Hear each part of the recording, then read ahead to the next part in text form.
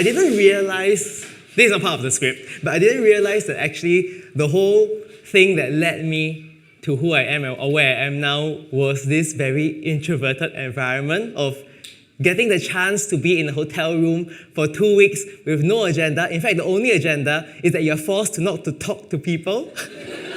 That was amazing. I didn't realize that was the thing that let me blossom. Anyway, so she has introduced me already, so you know who I am. I'm Cliff Tan. I'm from Singapore, and I'm known for my funny videos on TikTok, Instagram, and YouTube on how to make your space better. Okay, so let's get straight into it. Don't blame yourself or others. Learn Feng Shui and blame the furniture.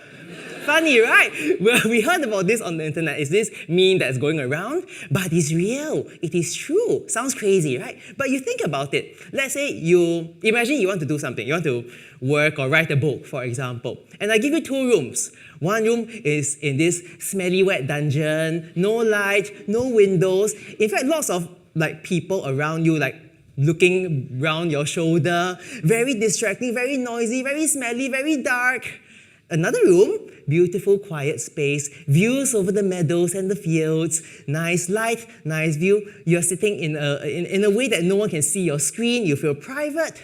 Yes, you are the same person. Yes, you are just as smart as you always are.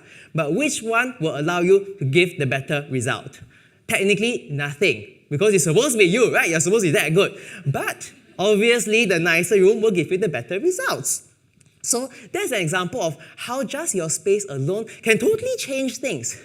But we're not so far-fetched. I mean, Feng Shui doesn't say that, if you make your space nice, magic will happen. We acknowledge that there are 3 different types of factors that affect your life. The first one is heaven luck, which is things that are out of our control. Our luck, our fortune, if you get born into a rich family, or you happen to win the lottery tomorrow, or if things at the right time, at the right place happen, fine, out of our control.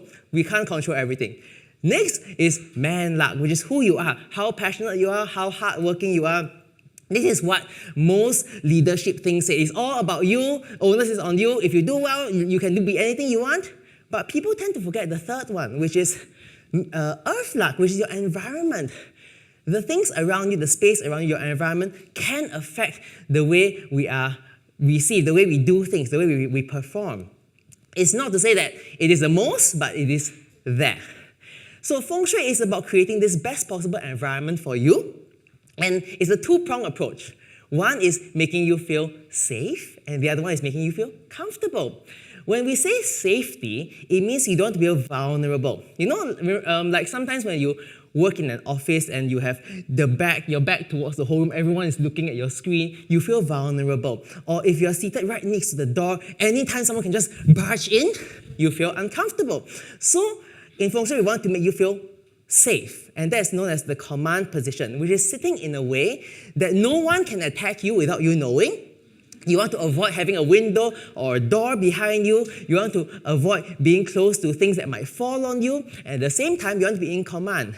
I want to stand back, see everybody, see the door, see the window. Anybody comes in, I have tons of time to prepare. So that is safety. So once we get done, we need to be comfortable. And this is where the idea of Qi comes in. Energy. Qi translates to energy. But actually, Qi translates to air. It's much more subtle. The air of a space, the air of the feeling. Many things are Qi. Light is Qi, sound is Qi, smells is Qi. These are the things around us that make us feel. So for example, if I'm standing in a room full of people in front of me, there's lots of energy. But then they darken the lights. You are more like in the background, the energy is weakened. Energy comes also in the form of stuff, like decorations. Like if there was a big chandelier dangling above me, even though it's not going to fall on me, it feels a bit scary. So that is a kind of energy as well. So our goal is to make your energy feel as nice as possible. And one way to analyze this energy is using the concept of yin and yang. Yin and yang is where there is darkness, there is light. Where there is lightness, there is dark. How would you know what is dark without knowing what is light? How would I know what is cold without experiencing what is warm? It's all about comparison. Here I am, you see me and you feel kind of comfortable because the lights behind you are dim. There's more energy in front. If they were to turn off this light and turn on the lights behind you, you will feel like you can't really see me, but everybody's like looking at each other, you will feel more exposed, even just with light alone. So that's the idea of yin and yang. Very complicated, right? Feng Shui, so much to think about. Yeah, but you know what? You guys are doing it already. You know it. Like when you go to a restaurant or cafe and it's like half empty and the server says, okay, find the seat that you want. You will not sit at the entrance. You will not sit right by the restroom. You will not sit where people are queuing up for the drinks. You will sit by the window, far, far away, as far from all the people as you can. But you want to see them. You want to people watch, but you don't want them to like approach you. So we are choosing the seat that we like. Another example, when you are booking for a plane seat, right? Budget airlines, you don't want to pay for the extra for the seat, so you hope that you get like a window seat or an aisle seat. You definitely don't want the one in the middle because you're like wedged between, you can't go to the bathroom, you can't sit out, you're like trapped between two people for like 12 hours. Okay. That's bad. But that's an interesting point actually. Like who wants the window seats? Who wants the aisle seat? There's no right and wrong, it depends on you. For some people, they like to see the view. For some people, they like to use the bathroom all the time. So I'm both of them, so it's a bit hard. It does change the way you want things. And that's when the idea of energy comes in. So how do we apply this?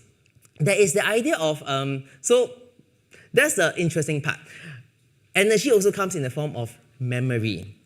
So like how you are brought up, your experiences, they change what you perceive as desirable and not desirable.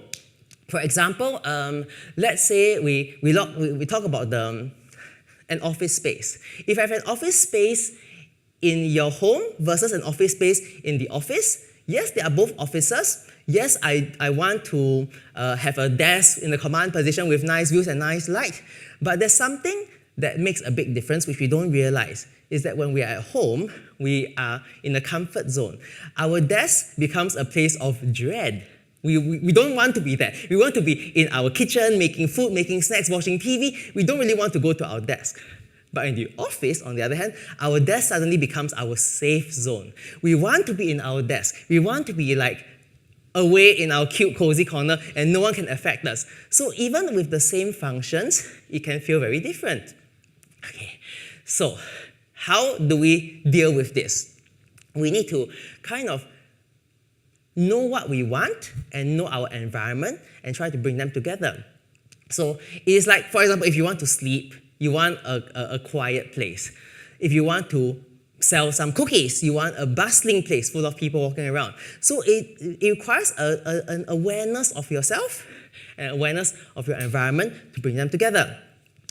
So this is the, okay, and so let me think of an example. So that's the background. Now we need a bit of a lesson, right? How do we make our space as good as possible?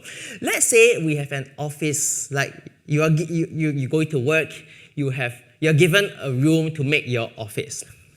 So we want to first be in a command position. You want to sit in a way that your co-workers cannot see you. So you turn your desk so they cannot see your screen, so you can like do, I wanted to say Facebook, but that made me sound really old. So you can do whatever Gen Z people do on the computer. I don't know, they don't even use the computer. You can play with your phone and no one will know. Okay, so you can do your private things and your boss cannot see you. When they walk, you can hear their footsteps, you can quickly turn back to your Excel sheet.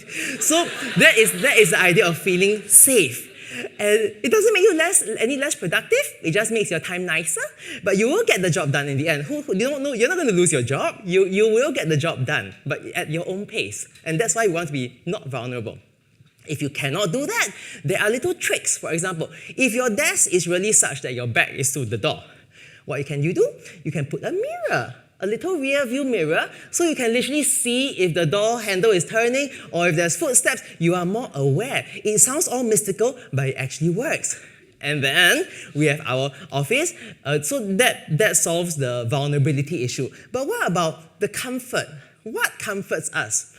motivation, inspiration, maybe a picture of our loved ones, something to remind us why we are here. Little decorations like that can remind us. It's not, that's energy, by the way. So, don't worry, it's good. It's fine. So, and we all, okay, so, you want to put things that remind you of why you're here, inspires you. It might not have to be motivational, inspiring things. It can be even little plant. It gives freshness. It makes your space feel nice and uplifting, not a cold, horrible dungeon.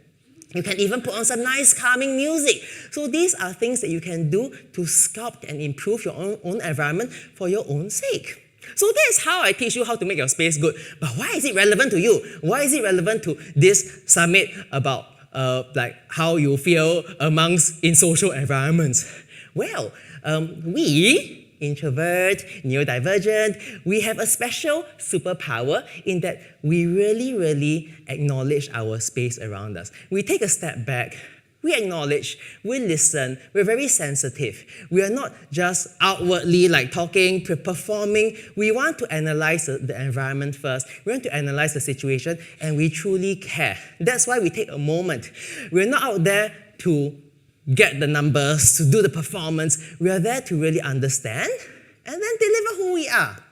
So you have this amazing superpower to really analyze your space around you, to make the best possible of your environment and the environment of others. Because as we have learned, environment is not just literally moving furniture around, but decorations, memories, preferences.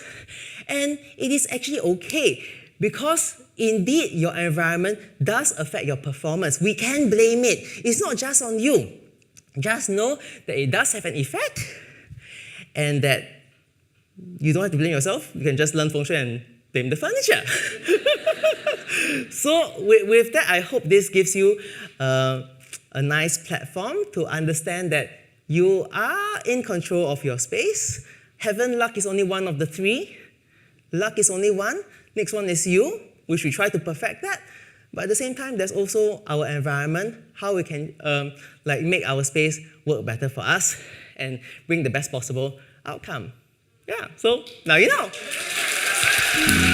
Thank you.